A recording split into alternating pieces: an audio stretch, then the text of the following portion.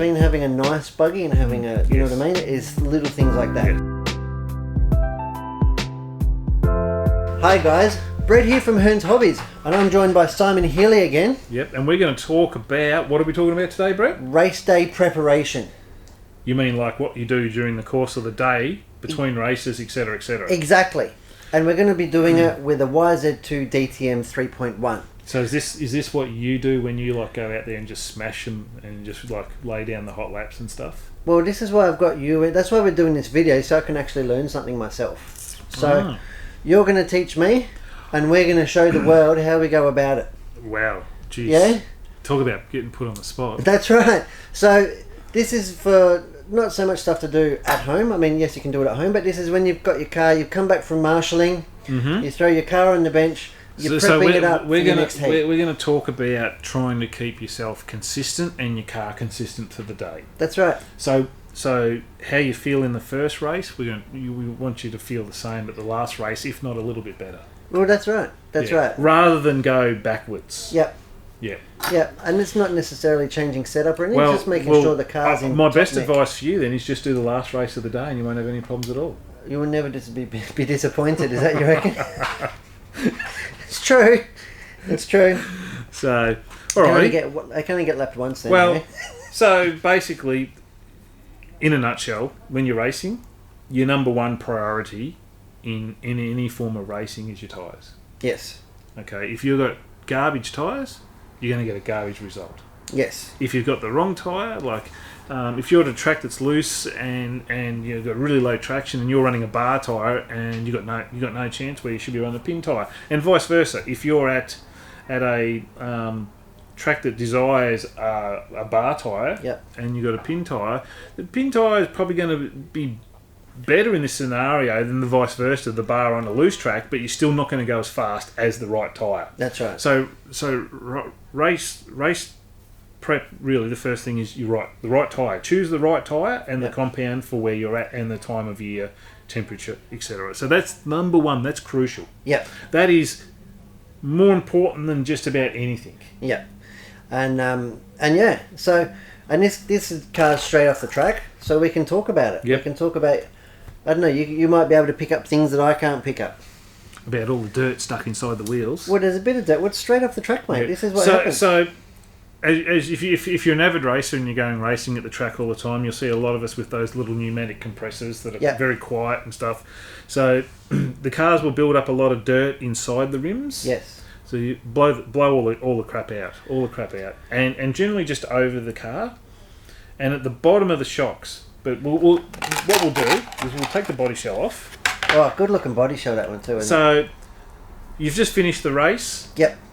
If you're running stock, I leave the car turned on, like my daughter's car for stock. I leave it turned on so the fan cools the motor. Yes. I don't just turn it off straight away and let it sit there hot, because that'll wreck your motor. The heat will wreck the rotor.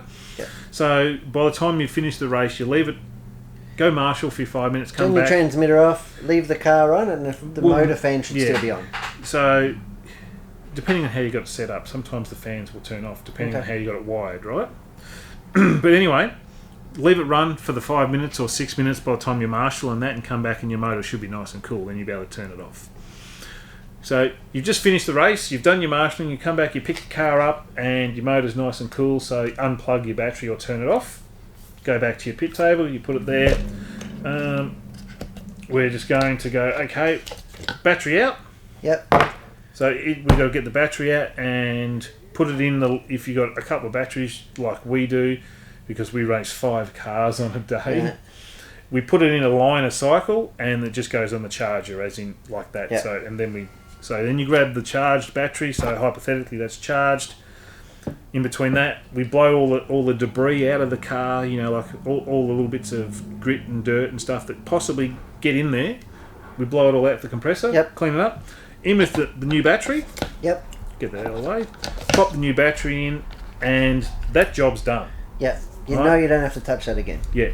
And the reason you put that in, I assume, is so you can check your ride heights and stuff. I don't know. Well, you want the weight of it in case you do want to check and stuff like that. You don't want to be checking something without it fully equipped to race. Okay, so that's done. Okay. I normally, this is out of my own habit, I normally just plug the positive in and always leave the negative out. Yep.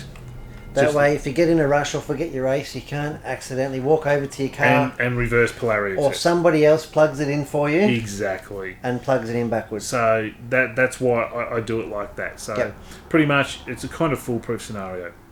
So then you've done that. You've done your battery. Your motor's cooled off. You've blown it all off and stuff like that. You look at your tyres, and this particular this one's absolutely cooked. Is it? Well, it's bald. And this one's not far being cooked. So if you want to go to better tyres, pop them off. Pop your new tyres on. The front tyres, these are a bit fuzzy, but they'll be just fine. Do you rotate them? Well, they're directional. Yep. So they'll steer differently. Okay. Okay, so if you're really happy with the way they're working, no.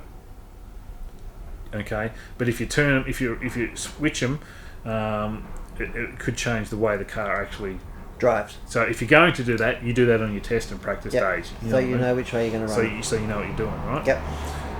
So you've done that. So you're going, well, that last race I had a really good run. I had 2 crashes. Okay, so then you're going to get rid of that. You're going to put your car down and you're going to have a quick look over it and you're going to go, oh, the camber's looking a little bit skew F. Yeah. You're probably going to ask me for turnbuckle, aren't you? So if you've had a crash and the car has tumbled like this and gone bang and come down on the wheel like the impact has come down and hit the wheel like that, you can compress the camber link and you give it more camber. Or the front one, the same thing. If you go like that and the car's gone like that and you go bang like that, you can actually bend them, or you can cause damage to the ball stud. You can also pull the ball stud in the plastic, etc., etc. So you look at the car. If you see one particular wheel with really wild camber, or it looks different, you just check it, and you go, well, that one's 2. That one's probably 1.5. 2. You can check that one, Brett. I can't. That one. You're on a hump there on the mat. Yeah, it's still I'm going to call it's about 1.5. Yeah. So probably has moved a little bit. Yep. So I might give that a little bit of a tweak. Did I go the right way? That's the question. You just stood the tyre up, I think, didn't you? So I'm going to go 2 flats and then 2 more flats. How's it now? Oh my lord. It's good. Like a brand new one? Like a brand new one. So you just do that. What else do you want to check? Well, that's checked. So the next important part is probably one of the most important parts. You take 5 minutes to look over the whole car. Yep. Particularly screws on hubs. Okay. Just to make sure they haven't come loose. Happens a lot on the 4-wheel drives, like on the steering, like where the collars are through the caster blocks. They can actually come loose, particularly if you've got aluminium caster blocks. Sometimes they can come loose because of that. You flip the car over. Okay, on a Yokomo, it's really important. 1.5, please. 1.5. It's really important to check these 2 screws here. Sorry, 2 mil. What am I saying? So they're nice and tight, but them 2 actually come loose. Do they? From just that hard pounding and landing and stuff like that. And these are the rear 2 screws. The rear 2. So you got the 2 holes. So you just put that in there and just nip them up and just keep... Because what happens if you don't, then that block shimmies like this. It starts to wear the chassis and stuff. Well, too, the 2 little dowels in the chassis, it actually loosens them, elongates them. So I check these, the front end ones, because the front end ones are really important to make the car... Oh, that one's loose. A bit loosey-goosey? Yep. Then the next ones is the rear blocks. Yep. Nice and tight. Can you get the dirt out of that one, please? I can. And for that, I've got a dirt pick. And if you race off-road, this is something that you should have. A little scriber. Yep. Because otherwise, that dirt will just wreck your screws and your tips. Your driver doesn't go down into the hole far enough, and that's perfect. That's fine. So the important parts are the C and D block. Yep.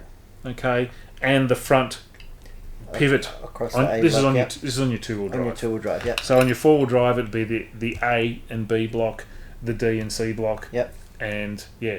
So let's pop the wheels off. Getting the wheels off now. You rip the wheels off.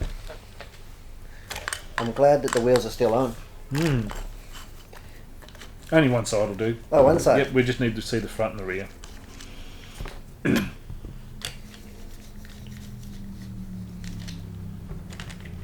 Yep. Okay.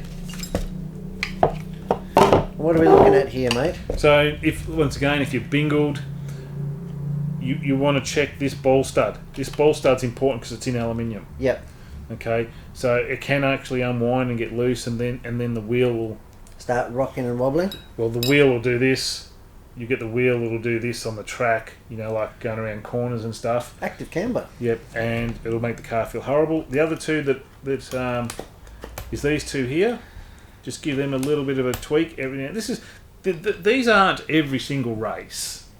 These are like, you just keep an eye on them every time you use the car. Yep. These things don't fall apart, but if you don't go over them and maintain them, they will fall apart. And you might pick up something that's bent or something. That's exactly right. So if you've had a big bingle, you can quite often bend the ball stud at the neck, just below the round ball. You can actually bend it on the neck. So what you do then is just undo it and unwind it like 2 turns, and you'll see it. If it's wobbling, it's bent. Yes, correct. And then if it's not, just screw that sucker back in. That's right. And you replace it if it's bent. Yeah. Okay. These 2 screws here, the top here, you check that one. That's nice and tight. And then you check the bottom one. These quite often get overlooked. I walk around the track and quite often find these spaces out of these hubs. Oh, really? Everywhere. You're just on the side of the tracks and stuff like that. So yeah, check them. Also, once again, just check, because you've got plastic caster blocks, just check the thread inside there. And this is all due to impact. Everything's due to pretty much impact. So you're having good racing, fast, you have a few crashes, and you have big crashes, particularly on big jumps and that. The impact really does. Especially when you're racing in like the faster classes on higher traction tracks, really is very hard in these cars. So that's right. And then another thing you need to keep a check on is in the steering. I see so many guys with servo horns loose and links. Yep. You get, you just check that. That's nice and tight because we've got the aluminium. We run the aluminium bell cranks. Yep. Not the plastic one is weak. The plastic one's weak? The plastic one is weak. If you have a hard enough impact, you'll pull the ball stud out of the plastic one. Okay. It will. I'm not going to sugarcoat it. You will just pull it out. Yep. Okay. Servo horn. You want to make sure it's not loose. That's nice and tight. And this is just all visual and just taking the time. Yep. Now before your tyres go back on, have a look inside. You'll see all the little bits of debris and that in there. You can choose to blow the tyre out with it's off. And then you give the super glue a good. I'm a bit of a stickler for super gluing. Yeah, like at Keilor, you're going to clean the tyres because of the type of track it is, and when you scrub them and clean them, look at this one here. Yeah, you'll see. This is a front one, but super glue is giving away. Yeah, that needs to be re-glued. Yeah, that's exactly right. So you need to re-glue them because it'll be very inconsistent on the track. Yeah. And that's why you do it, so it doesn't cost you a DNF. Yes. These were obviously fine on track because it's come off. Yep. So now that would be re-glued before that goes back on. Yeah, so you can see quite badly. Are you picking fun at me? No. It's happened. It has happened to me. Sometimes you're in a hurry, you're gluing your tyres. Sometimes you don't get the glue all the way in your bead. That's why I use Loctite 406. That's your favourite one, isn't it? You won't have a tyre come loose. Never, ever. And then you go ahead, you put your wheels on, and then depends on the track and the conditions whether you treat your tyres or whatnot. Correct. If you're treating your tyres, you'll have your own little ritual. Sauce or ritual. Yep. So we use the TDK because it works and it's somewhat safe. It's non-toxic. Yes. You don't drink it. No. You definitely don't put it in your cup of tea or your coffee or your cordial. No. So then the next, probably most important part of a two-wheel drive buggy. Yep. What is it? I want to say the diff. The way that you're fettling my rear wheel there, I'm going to say diff. In the Driveline, mechanically, the diff. Yeah, and I generally run mine pretty tight, particularly because I'm just slack. I don't want to have failing on race day. So you hear a lot of cars zooming around the track, and you hear this. It sort of barks, doesn't it? Yeah, it barks, and that's the ball diff. Yeah, crying no more. That's just it screaming out for some help and assistance. A lot of guys make the fatal mistake. They have the slipper too tight and the ball diff too loose. Yep. Okay. So when you're doing this, if you're going to rebuild your diff, you strip it all, clean it all out. The thrust washer is crucially important on the ball diff. The thrust washer, you know, the little ones on the side, the little on balls. The screw. That is really, really important. That one, I think, probably more so than the actual the plates. You know what I mean? Because it actually allows it to do the diff action. Yep. Right. So that's really, really important. And if you want, you buy the captured thrust. The captured thrust. They are awesome. Are they? Yeah, they are really, really good.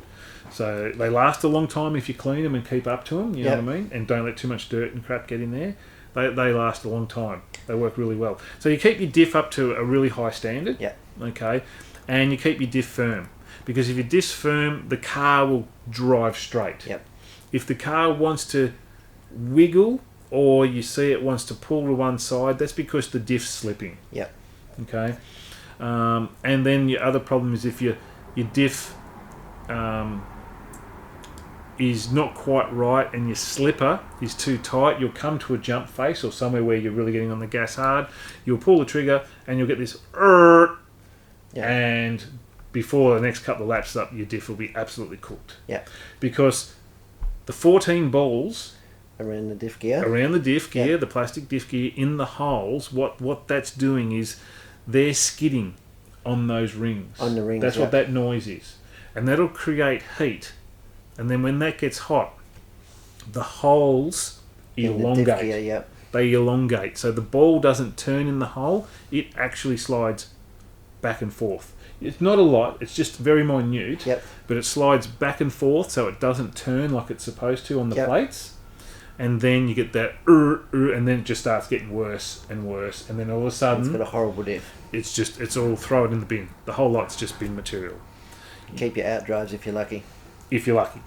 Yeah. So that's really important, and if you've got the diff out servicing, what's also really, really important is to make sure your idler gear and your top shaft is lubed up and clean and stuff like that.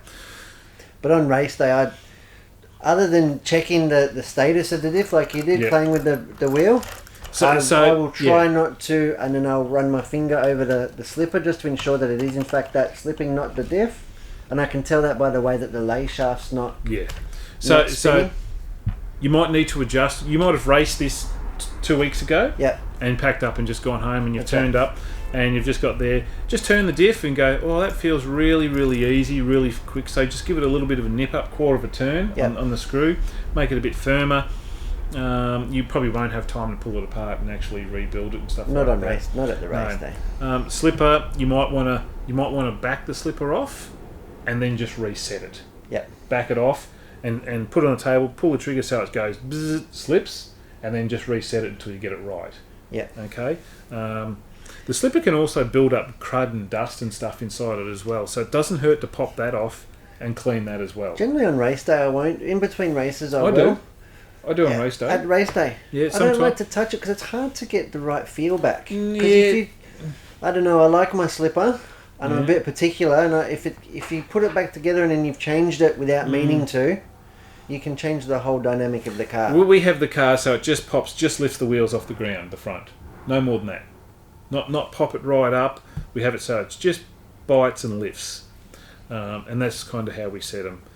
So, yeah. So apart from that, really, it's just all you make. It's really a big visual aspect in between races.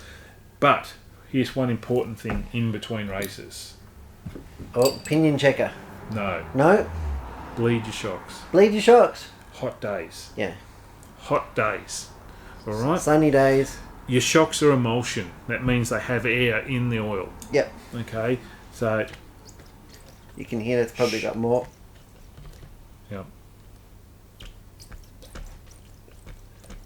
It's talking to you. It's saying, please rebuild me. So by doing this, by pumping that up, all I'm doing is taking the air being one big bubble. Yep. And smashing that big bubble to 1,000 tiny little bubbles mixed in all the oil, so you get rid of the noise, and the shock will feel like it's fully dampened. Yep. Rather than like a hollow spot with one big bubble. And it will naturally do that on the track. So this is why we have bleeders. So we got the bleeder screw. Hey, you're not going to strip them, are you? Yes, I will. It's not mine. I don't care. Take the screw out. Oh my God, you're a unit. What? Yep, go on. So we've got the towel here. We just... Oh, look at all this. What? What are you trying to say? It's got so much... So much what? I'm not even going to say it. I want to know. Spooge. It's clearly a mistake that you've made before. So, I'm bleeding the shocks. All my assembly loops come out, has it? No, it's all the aerated oil. So, even though you're getting a lot, it looks like a lot of oil, it's also a massive amount of air bubbles. Yep. Alright. I'm actually doing it way slower than I would at the track. So, that's done. Wiped it all off. And you want to make sure you hold it compressed. Yep. When you do it up. Is and that then, correct? Yes. And then you put the screw all the way back in. Now I'm going to definitely have to rebuild these shocks. You've bled my shocks when it's cold. I know. Just it's so going to now... get a vacuum in it. It's going to suck air through the bottom. And just so now when he goes to the track, it's going to suck. I don't do this until I get to the track. No. So and I don't. After you do not do in winter. You don't do it at home the night before inside, because inside you might have the heater going. It might be 18 degrees. That's right. And then in the morning at the track, it might be 2 or 3 or 4 degrees. This time of year, definitely. And it'll be way different. Absolutely. I build the shocks brand new at home. Yep. Don't touch them. And then I worry about doing that at the track. And I don't actually bleed them a lot unless the car's getting kind of a little bit difficult to drive. By bleeding them, the car sits a bit flatter. It doesn't react as violently. The car will jump better if you don't bleed them. And if you've had a good day of bleeding them at the track, you can bet that you have to rebuild them at the end of the day. Because you lose oil. You keep losing oil. But if you don't, you might not have as good a corner speed. Yep. But if you've got any kind of rebound, the car will jump and land way better. But that's about it. Yeah. They do definitely pop up over jumps nicer when they have a bit of rebound. Yep. But yeah, like you said, that's about it. Pretty simple. That's about it. Pretty straightforward, but we've given you a good rundown. Would you check ride height now before you go out again? Not necessarily. If you've bled the shocks, yep, definitely, absolutely. Yep. Ride height the springs set the ride height. Yes. The dampening does not. No.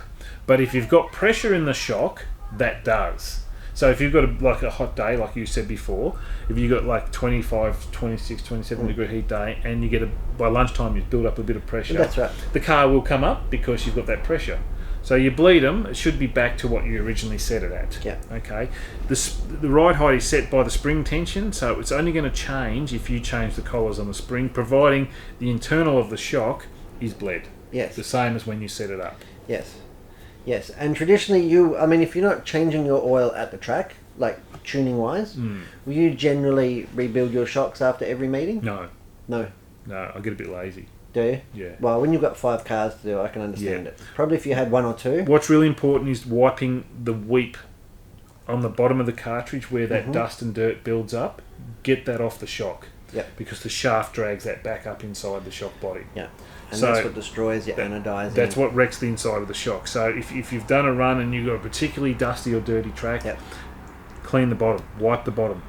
Okay, get that grit and stuff off. It will, it's a tedious thing. It can be hard sometimes to get in there. And you never want to blow your compressed air. No. I see a lot of people blow compressed air up into the O-ring. Toothbrush. The toothbrush in like that. Yeah. It just cleans it all off. Yeah, yeah. Okay. A lot of people will get their air gun though and blow it into because if their you're shock. blowing air into that, you're blowing air into the cartridge because it's not a compressed sealed cartridge. No. So there you go. So it's a quick rundown of race prepping your Yokomo YZ2-DTM 3.1. Yep. And I hope you've learned something because I certainly have. And hopefully I get faster. about bleeding mainly, and gluing my tyres a bit better. They have to be glued.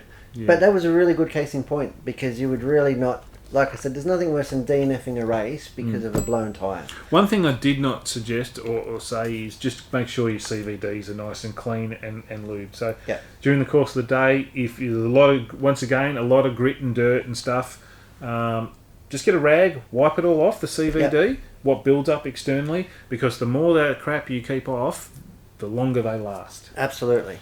And they're not, and they give a nice feel. That's the difference between having. They won't be squeaky down the straight when you. Between having a nice buggy and having a, you know what I mean, is little things like that. Yes. Good quality bearings, well lubricated, nice drivetrain, and that includes your CVs.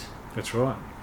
All right, guys. Well, I'm Brett from Hearns, and this is Simon, and thanks for watching us race prepare. Our two-wheel drive Yokomo YZ2-DTM 3.1. Thanks, guys. Thanks, guys. See you later.